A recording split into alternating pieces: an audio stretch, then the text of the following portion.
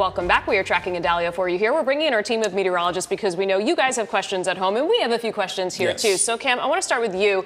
This storm has kind of been just sitting around for a little bit here, and then we know it's going to pick up steam. Is there anything else that's out there that could slow this storm down again once it gets closer to our area? Because I know typically we don't like storms to move too fast or too slow.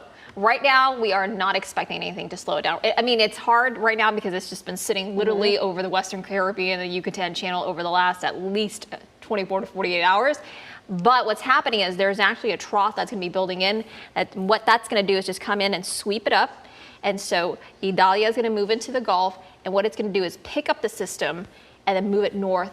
And then depending on how strong that trough is, curve it to the northeast towards either the Big Bend region or the Nature Coast. With that trough coming in, that's when things will start to speed up. So right now, there's not a lot of movement with the storm, as you can see. It's just been meandering there. But once that trough comes in, it will pick it up. It'll pick up some steam. And also, the flip side with the trough coming in is that it actually allows the storm to breathe a little bit. So think of it as your lungs. It's going to allow the storm to breathe and allow it to intensify. And also, as it moves into the warmer waters of the Gulf, also allow it to intensify. And usually when we get stronger storms, they tend to curve, which is what we're starting to see. So, okay. Well, we talked about, you mentioned intensifying in the warm water. Tony, we talked all summer about the record heat of the waters down in the Gulf and the Keys in that area. How much, I mean, obviously we know this is what fuels hurricanes. We've never seen anything like this as far as that heat goes. So this is the difference. So we had this stretch of 95 to almost 100 degrees for like almost 2.5 weeks. So it's the depth of that deep water. You can have shallow warm water, but what happens is once the storm gets going, you get what's called upwelling, which brings that cooler water to this top. It actually helps to limit the amount of significant development. However, this year, the depth of that really warm water is 300, 400 meters deep. So it's very hard to get upwelling to cool the water down, and that's just, think of it, you go to a gas station, you have 89, 92, and super. This is super octane fuel for these storms to feed off of, so that's what we're dealing with here, and that's why we're concerned, and we're seeing the forecast. You saw the cone there, rapid intensification up to a Cat 3.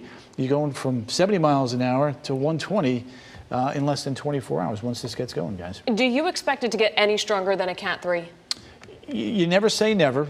We have to, you know, the ventilation thing that Cam was talking about, when you have a trough coming on in, you know, it helps to get the high pressure and the low pressure that's stacked to get that ventilated, and it actually helps it to develop more quickly. So that's one of the things you have to be very, very careful with. So it's still on the table for me. I'm hoping, though, that as it comes to the north and the front does build in, it will actually create some wind shear at the same time. I mean, 120 mile per hour winds, that's already starting to get towards the higher end of a Cat 3. Yep. So we don't want to rule it out, but it really, we'll know more, I think, once this system enters the Gulf of Mexico. Okay. Once we get into tomorrow, I think we'll know more, because intensification is actually one of the hardest things to forecast when it comes to tropical forecasting. So once it goes into the Gulf, we'll really start to see how it interacts with the waters there. Once it interacts with that trough, I think we'll get a better grasp on how strong it could be off the coast. The other important note to make here, and I know we're getting close on time, is if it comes to the north slower rather than quicker, then we have a chance that it could be something stronger than Cat 3. Because it's just getting warmer and warmer and stronger and stronger. And it's moving slower. If it goes quicker, it's going to be over land sooner. The good thing is we're going to have updates every top of the hour from these guys, including the 8 p.m. update which just came out. And of course, be sure to tune in tonight for West 2 News at 10, special simulcast right here on West 2. And don't forget, you can always get news online on WESH.com and our free West 2 News mobile app. We will see you later tonight.